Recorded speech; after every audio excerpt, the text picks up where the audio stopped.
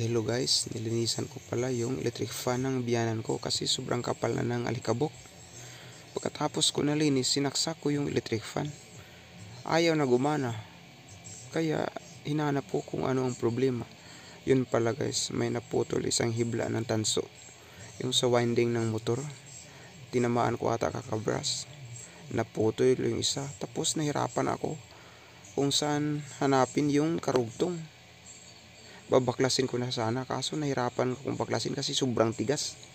Pinagtsagaan kong hanapin guys, yun pala andyan sa may bandang yung dilaw na wire, yung nakakaber na kulay itim, dyan pala sa ilalim nakasiksik yung karugtong. Kaya ang ginawa ko, hinihinang ko na lang para gagana ulit. Ayan guys, subukan nating paandarin kung gagana ba. Ayun, gumagana na guys.